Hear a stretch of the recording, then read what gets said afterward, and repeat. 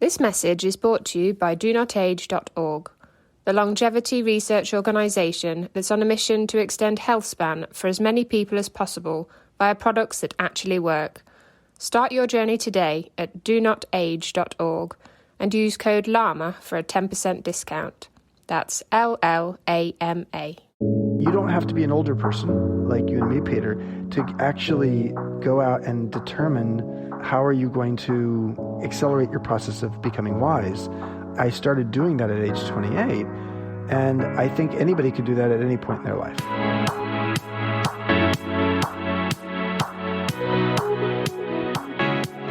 Hello and welcome to the Live Long and Master Aging podcast. I'm Peter Bowes. This is where we explore the science and stories behind human longevity. This episode is brought to you by AgeUp, a new financial product that provides guaranteed supplemental income for people who worry about the financial impact of longevity. To find out more, visit age-up.com. That's age-up.com. Now, the ethos of this podcast, the big idea, is focused around lifestyle interventions that help us live longer, healthier lives, extending our health span so that we're more active, more involved, more alive as we grow older. For many of us, that concept is well within reach. But what we may not have thought so much about is how are we going to reposition ourselves or reinvent ourselves midlife to take advantage of those extra years that we've perhaps worked so hard to achieve. And by that I mean society is so well accustomed to generations of people moving from childhood to adulthood through working life, perhaps parenthood, and then suddenly, sometimes slowly, but more often suddenly, transitioning into retirement and a different pace of living. What if we're not ready to accept those social norms? Well, my guest today has thought a lot about that. Chip Conley is the founder of the Modern Elder Academy, which, according to its website, is the world's first school for midlife wisdom. Chip is a veteran executive in the hospitality industry, formerly head of global hospitality and strategy with Airbnb, and he is also a prolific author. Chip, welcome to the Live Long and Master Aging podcast. Just an honor to be with you. And it's a real honor to talk to you as well. You've had a fascinating life and career. And I perhaps understated maybe some of your achievements. You're also something of a rebel, a disruptor in the hospitality business. And before we delve into midlife wisdom, maybe you could give me a snapshot of your career to date and what brought you to the place that you're in now in terms of your working life. Sure. At age 26, I decided to start a boutique hotel company based in San Francisco, California. And the boutique hotel movement was just getting off the ground in the mid-1980s when I did that. It was called Joie de Vivre, means joy of life in French. And over the next 24 years, I was the CEO of that company. It grew into the second largest boutique hotel company in the United States, and we created 52 boutique hotels. And then in the Great Recession, I decided to sell it. I just was like, I was over it. I was in midlife. I was struggling with the low point of the U-curve of happiness, for those who know that. We'll probably talk about it more later. And I needed to do something new, but I really wasn't sure what I was going to do. And if you ever saw the film with Robert De Niro and Anne Hathaway, The Intern, you know that he says in the film, musicians don't retire, they quit when there's no more music left inside of them. I knew I had music inside of me, I just didn't know where to share it. That's about the time that the Airbnb founders approached me and said, Chip, we want to democratize hospitality, will you help us? And then I spent the last 8 years helping them, 4 years full-time, 4 years then as an advisor. And it was during my time at Airbnb that I came to the conclusion that, well, first of all, they started calling me the modern elder, which I wasn't sure if I liked or not. They said, Chip, you're as curious as you are wise. And that's what a modern elder is. Well, okay, that sounds good. Better than modern elderly, I guess. But I don't know. What I started to think about was how as a society have we helped prepare people from adulthood to elderhood? Because your elder years, meaning you're sort of, to me, elder is a relative term. It means you're older than the people around you. But it doesn't mean your elderly years, which might be the last 5 or 10 years of your life. Your elder years might be as long as your adulthood years. And if that is true, then we are woefully ill-prepared to help people to understand this era of their life. That's what led me to write my book, Wisdom at Work, The Making of a Modern Elder. and then create the Modern Elder Academy. Yeah, I think it's fascinating the way that you frame it, and the fact that, and it's absolutely right, that our elder years, those old years, those, as some people might traditionally see it, those declining years, are actually not going to be that anymore. They are going to be long years, long summers ahead of hopefully good health and active lifestyles that we need to prepare for in midlife, as you describe it. Just before we, as I say, go more into that, there is one other lifetime experience that you have gone through that obviously made such a huge, health-wise, that made a huge impact on you and your vision, and I suspect your vision of yourself in your later years, in your elder life. Well, there's been a couple, but the one, I think maybe you're talking about the one at age 47 when I went flatline. Yeah. In the midst of, it was August 2008, I was going through terrible things in my life. Just about everything that could go wrong was going wrong. The Great Recession was getting started, etc. And I had a broken ankle and a bacterial infection in my leg, and I ended up having an allergic reaction to a very strong antibiotic. And I went flatline on stage after a speech. And that was when I really woke up. I was 47 years old, and I woke up and just said, listen, is this what I want to do? I've been doing it at that point for 22 years. And I just realized I had a curiosity for life that felt like it was being restrained by what I was doing. So to die and go to the other side and then come back, be retrieved based upon the paddles they put on my chest, I was able to get to a place where I said, listen, I'm going to take every day a lot more seriously and more, gravitas and levity. I think one of the great things about later life is you learn the perfect alchemy of when is gravitas needed and when is levity needed. And in that moment, I wanted both, and I, started the process of selling my company. You say you went to the other side. How aware of that were you? So aware that each time I died 9 times over the course of 90 minutes. And when I say died, what I mean is my heart stopped and it went flatline. In certain cases, it restarted 5 or 7 seconds later. In other cases, they had to actually use, external electric means to just, zap my heart. And so it was interesting. I'm a healthy guy. People who are listening to this, they don't necessarily know. When I got to the emergency room, they said, "Are you a marathon runner?" Because they just thought I was like having a hard time. My heart rate was too low, and so long story short is the way I knew I went to the other side was each time I would wake up from that experience, I would say to the person next to me, "This is just what I saw," and so each time I saw the same thing. And so there was an element of, wow, I had what is called a near-death experience, NDE. And that I treasure. I really do treasure the idea that I have a much less fear around death, having experienced a short version of it. And what did you say? That's the obvious question, isn't it? People want to know. This could take the whole section. Give me the short version. I'll be brief. Short version is, I was in an alpine chalet, a beautiful home.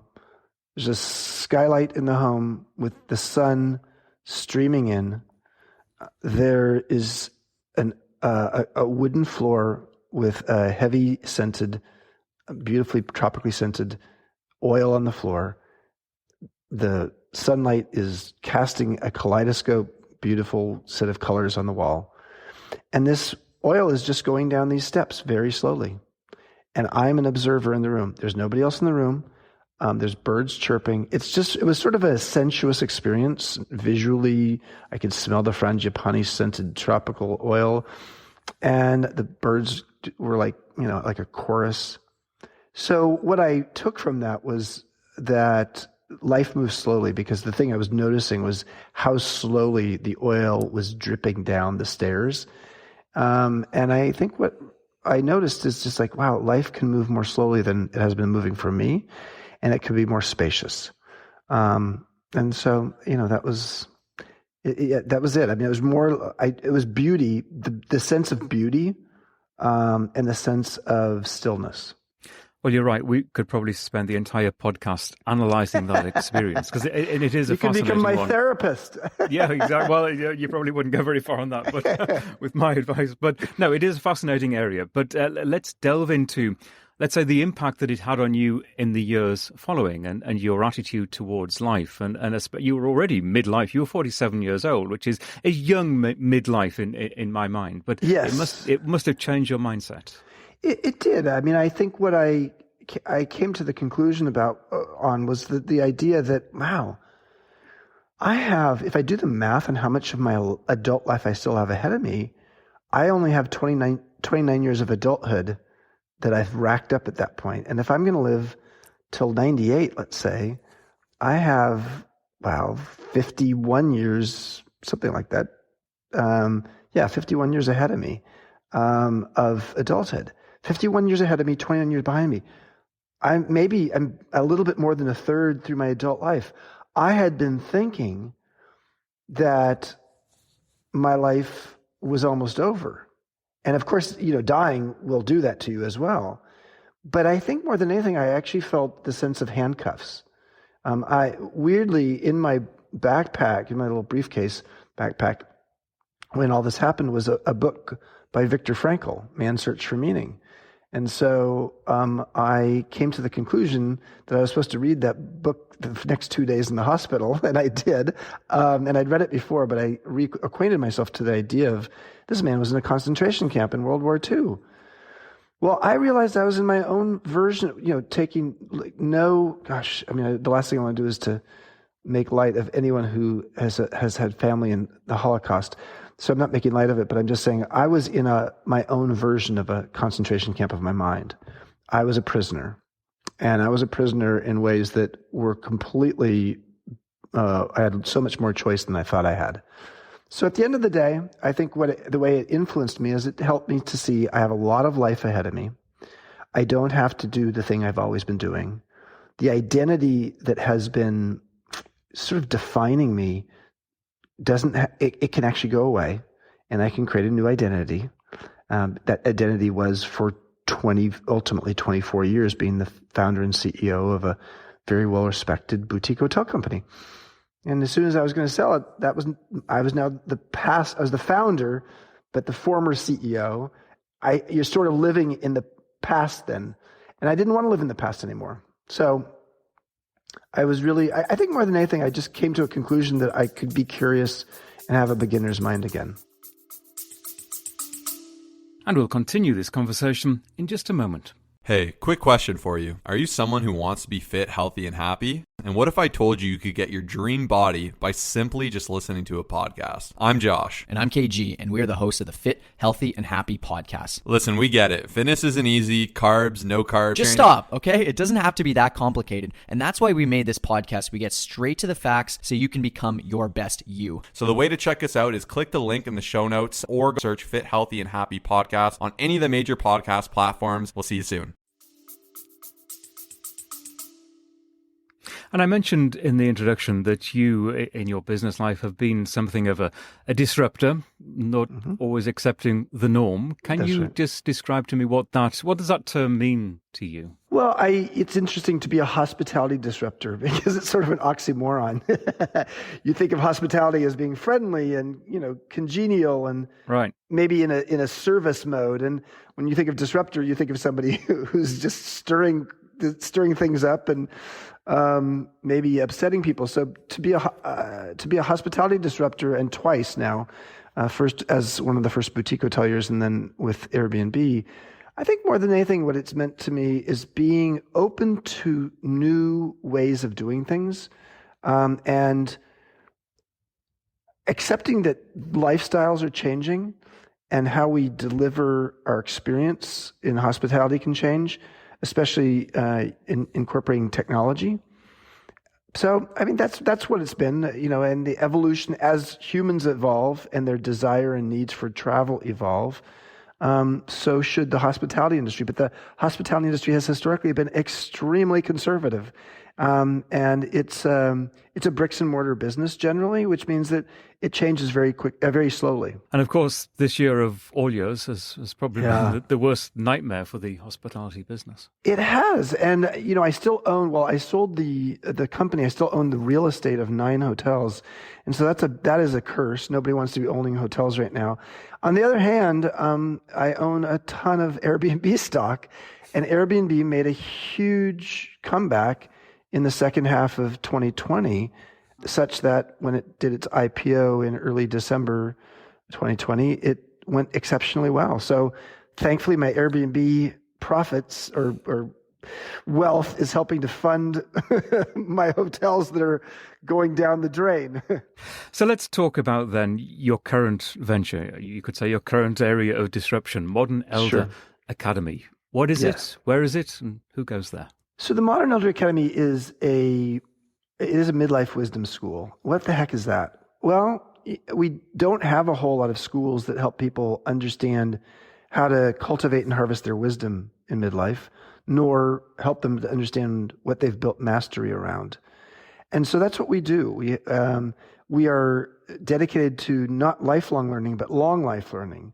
And that is based upon the premise that people in midlife and later may have a different way of learning and a different interest and passion for what they want to learn.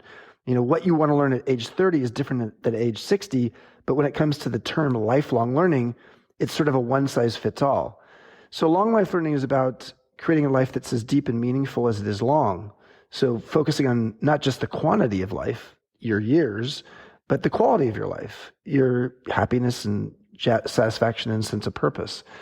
And so we created it, given that there was nothing like it, we created it for the first 6 months on a beta basis, trying out different things to different cohorts for 1 week and 2 week cohorts at our campus, which is on a beachfront in southern Baja in Mexico. So about 1 hour north of a well-known place called Cabo San Lucas. And it turned out people really, really liked it. The number one thing they wanted was a community or an alumni association, which is a good sign. If people said, the food sucks, the hospitality wasn't good, your program was terrible, then they wouldn't really want an alumni program or any kind of community. But in fact, everything else went well, which is meant, hey, how do we keep this going?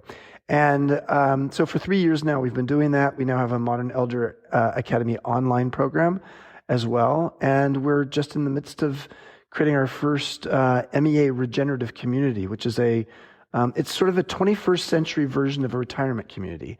Do you want me to talk about that for a minute? Because it sounds intriguing to me. I was just going to say, I suppose the whole ethos of what you're doing is it's not only about gaining new knowledge in terms of education and learning, but it is about learning how to be old and how to enjoy those extra years that as I said at the beginning, that we are able to achieve if we live our lives in a certain way. The unexpected pleasures of aging. Yes, that's it. It is that. It's also how to understand how to build mutual mentorship relationships with people younger than you. Because I actually think the future of mentorship is not one way from old to young. It goes in both directions.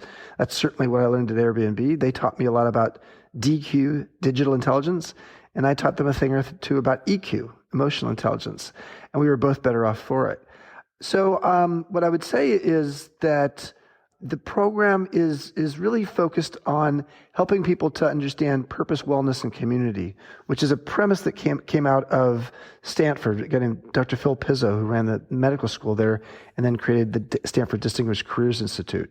And what they were able to show is that purpose, wellness, and community are really the most important things to people after about age 50.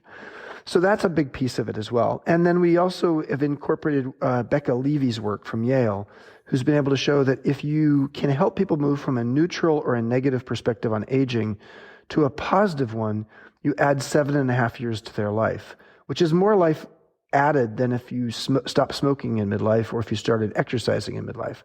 So we're really focused on not just the longevity piece, but creating great longevity, good, happy years, extra years. But it's not just focusing on diet and things like that. It's really focusing on the psychological diet, the spiritual diet. Carl Jung was very famous, the psychologist, in saying, You can't live the afternoon of your life based upon the rules of the morning. And what he was really talking about was the fact that the operating system that defines our life from adolescence to middlescence being around 50 to 55, is the operating system is your ego. And it works for you in certain ways. It may not work for you in other ways. But around age 50 or so, the operating system starts to shift to your soul. And the operating system of your soul is very different than the operating system of your ego. We have almost nothing in the way of schools, tools, rites of passage, or rituals to help people understand that they are moving from a stick shift to a manual driving. And we just need to help them with that. You mentioned, I suppose, the human operating system. I suppose we evolve to operate until we have produced children, until we are beyond breeding age, and then we really aren't evolutionary of much use. And that's why traditionally, I mean, I'm talking hundreds of years ago, but that's why we died when we were much younger. So you could say we are pushing the boundaries now. And therefore, we do need, as you say, to kind of upgrade that operating system to deal with our new situation. Well, and recognize that for those who want to go back to an era where it was all about reverence of the elders, young people today don't listen to grandpa, they listen to Google. Google's where all the information is. And so we're not going to get back to that era. What we are going to get to an era, though, is moving from reverence to relevance. And if we can help people in 50 plus recognize that relevance is about being as curious as you are wise, which is the definition of a modern elder, then you can actually learn how to take that wisdom that you've developed over the course of your lifetime and create context for it in an evolving world. And that's the key. And then you can be relevant. And the more relevant you are, because in my case, in my mid-50s, I was helping a company that had an average age of 26 become, the global giant in hospitality and travel, which is Airbnb.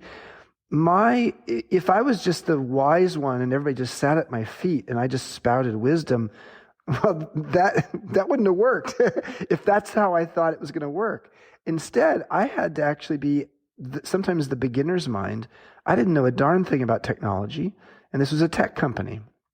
So I needed to be as much an intern as I was a mentor, which is why I say a modern elder is also a mentor and an intern at the same time. Yeah, it's an interesting concept. A couple of questions ago, I jumped in and interrupted you. You were about to go off on a different tangent in terms of some of the programs that you do, which sounded intriguing. So let's just return to that thought. Let's just, quick thought. So one of the things we've learned here is people want community deeply, and they want to come and have an experience, feel a sense of transformation, and then potentially say, okay, how do I keep this going? And so we've had, of the almost 800 people who have come down here to Baja, about 40 to 50 of them have now moved down here, within the neighborhoods, so to speak, on the beach here. So that's a lot. And so what we decided is let's create a regenerative community. So Sun City, are you familiar, Peter, with Sun City? Yeah. Okay, famously. Sun City was the famous first retirement community in the United States. Right. It was 60 years ago. And so Sun City was to retirement communities in the 20th century what we hope MEA will be to regenerative communities in the 21st century. So what's the difference between a retirement community and a regenerative community? Well, instead of having a golf course fairway in the nucleus, in the center, and a clubhouse, you instead have a regenerative farm, which is a step above sustainability. So it's a farm that actually regenerates the soil, and through really great new research on how to do that. So you're regenerating soil and creating great produce and eating well as a result of that, right there in the center. And instead of having a clubhouse where everybody starts drinking alcohol at noon for lunch, instead we actually have a midlife wisdom school, MEA, that can actually be doing workshops. And then beyond that, we have a series of homes. But instead of those homes being sort of these ranch homes on the golf course fairway that everybody's sort of separated from each other, this is a little bit more of a village. And so you have that as well. And then for those who see it as a second home, they put their home back into the rental pool. And then we create sabbatical sessions, which is what we're doing right now during COVID here at MEA.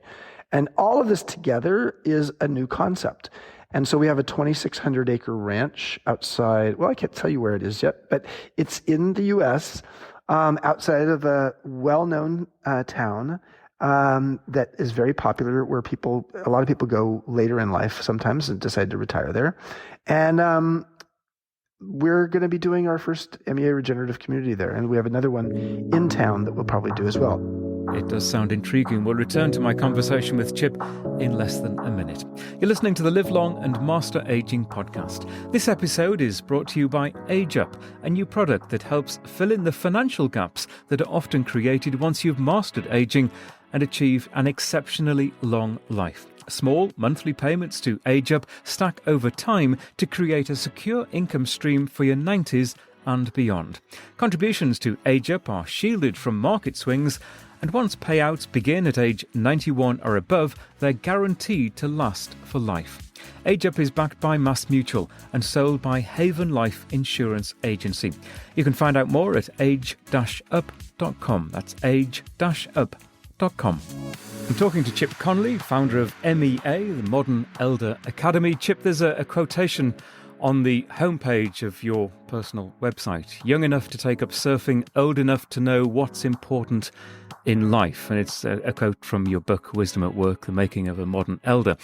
I'm curious, at what age were you when you really realized what was important to you? The good news is I think I've always known that I wanted to take a different path than my parents or what was prescribed for me. And that has helped me to take the path that's been less traveled. But I would say when I had my flatline experience in my late 40s, that was a real wake-up call. I think one of the questions we all need to ask ourselves is, if we were to die today, what would we regret? What would we regret in terms of what we didn't do? What would we regret about what we did do?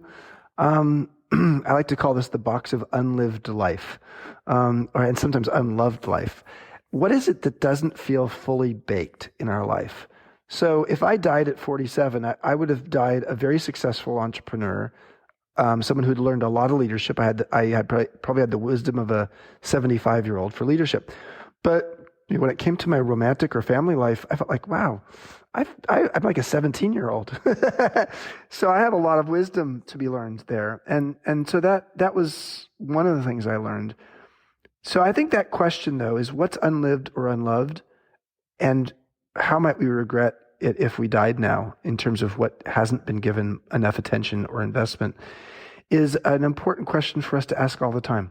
And is the goal to get to a point where we're comfortable enough to say when we're dying that we have no regrets? I don't think. I think that's a function of the person. I don't think that. I don't want to say that someone shouldn't have regrets. I personally think I will always have regrets, because I think without actually having regret, then I haven't been able to iterate from those regrets. Can I say? So what I would say is I have a regret of what happened or didn't happen then, and then I learned from it. And then you could get to a place of saying, well, then I don't have a regret anymore, because actually it served a purpose. And yes, that language and that thinking is simpatico with my thinking. But to say that I had no regrets is, to me, rather arrogant. It suggests I lived my life exactly the way I was supposed to live my life.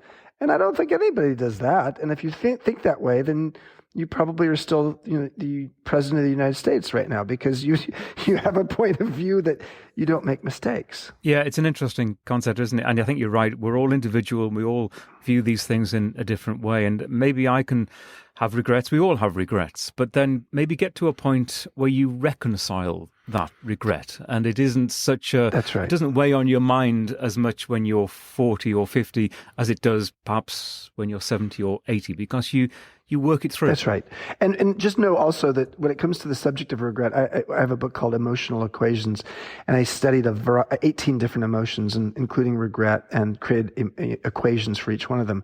And regret, the thing to know about regret is that regret of the thing you didn't do is twice as bad as the regret of the thing you did but wish you hadn't done.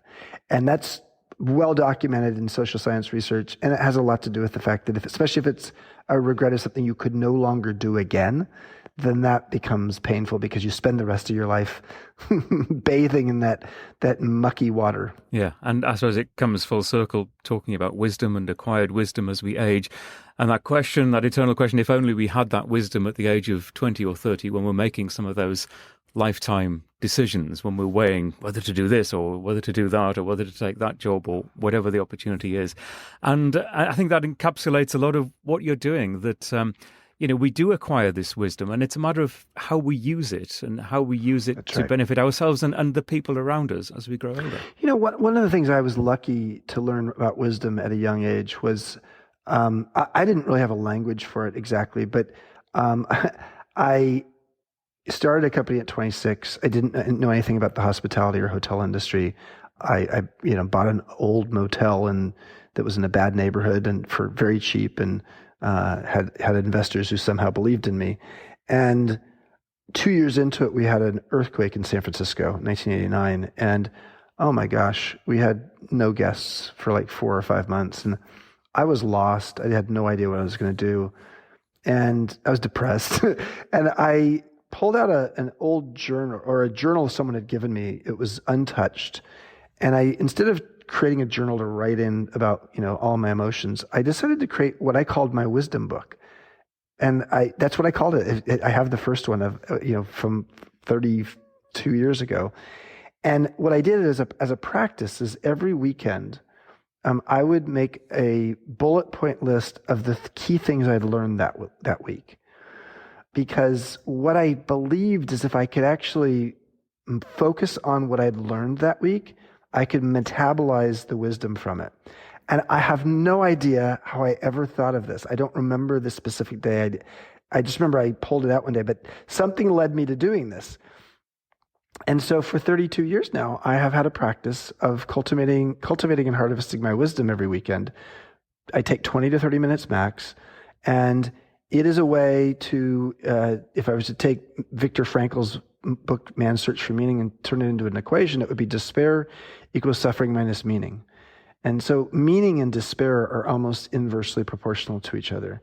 So if you can metabolize or digest a challenging thing you're going through and say, here's the things I've learned, you're actually in essence creating meaning and, accelerating wisdom. So, you don't have to be an older person like you and me, Peter, to actually go out and determine how are you going to accelerate your process of becoming wise.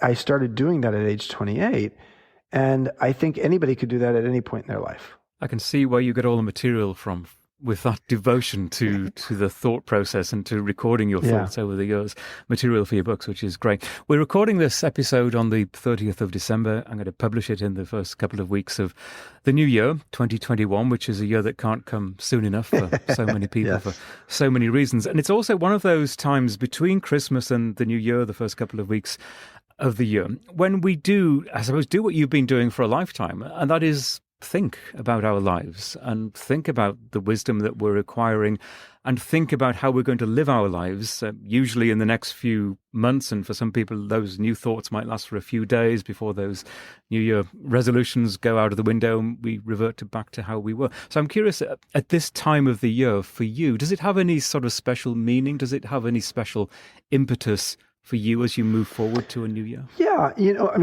being able to do the inventory is always a good thing. The thing I tend to do this time of year is instead of a set of resolutions, I actually make a list of my New Year's resistances. What are the things that are resisting, that are actually holding me back? So instead of saying, here's my resolutions, I'm going to do all these things, I say, I already know I'm going to do all these things, but there's something that's holding me back. And an exercise I've recently learned that I'm going to do this year for the first time to on this particular exercise, looking at resistances, is taking something we've done before, which is a repeating question 5 times, but applying a new question. And the question is, what am I in fear about? And so then I would have a friend of mine ask that question. So Chip, what are you in fear about? Or what do you have fear about? And I would say, well, I fear about, let's see, what would, how much work it's going to be to create MEA regenerative communities and how much time it's going to take. And then my friend would say, thank you, Chip. What are you in fear about?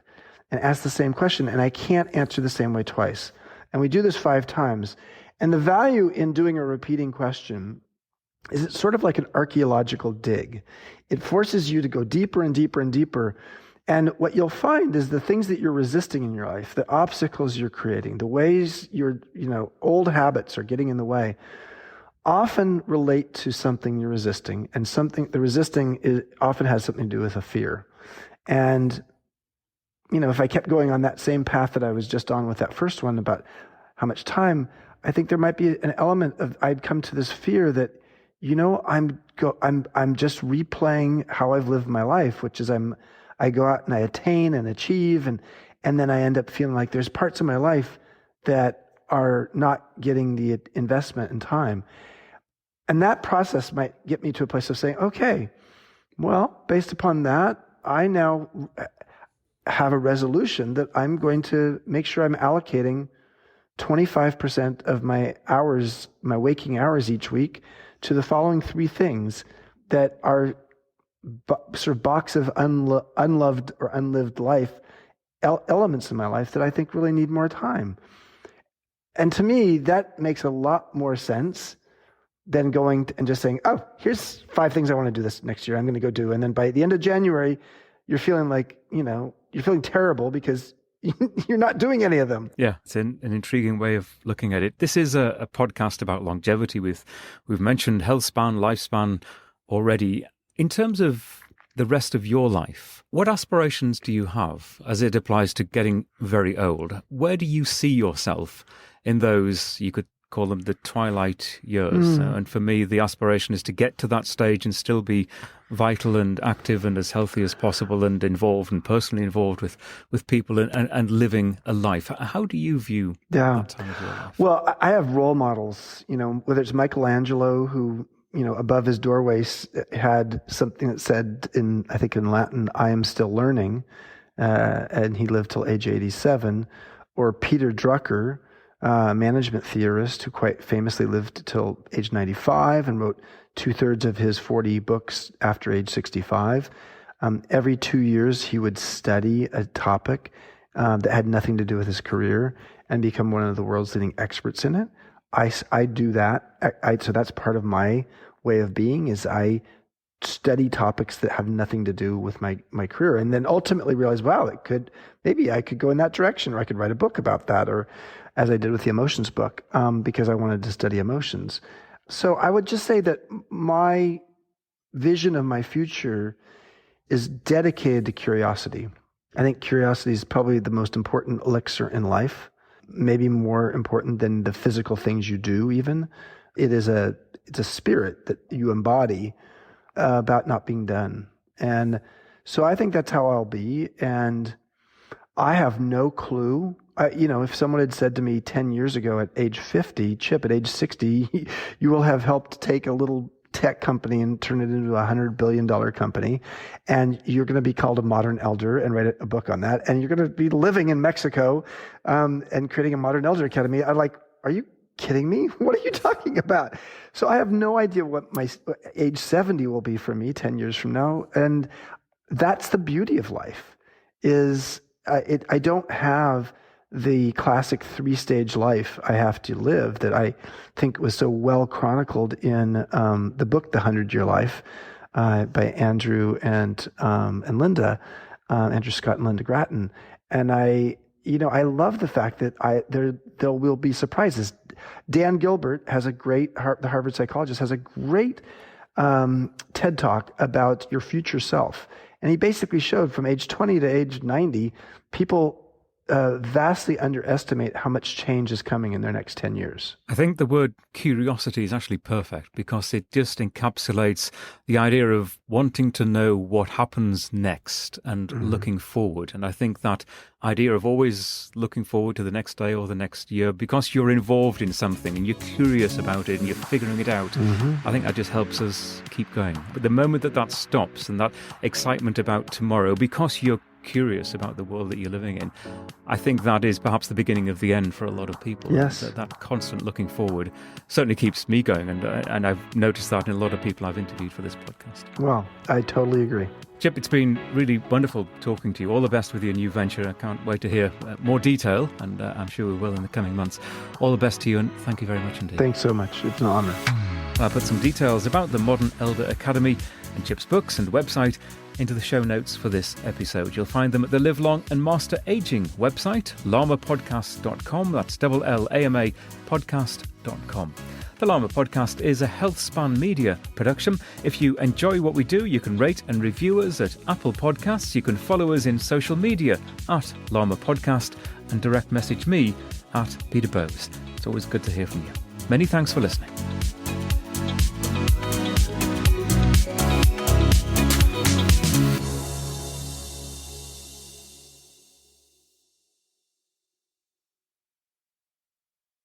Health optimization is what this podcast is all about, and that means taking care of our mitochondria, the energy centers of our cells.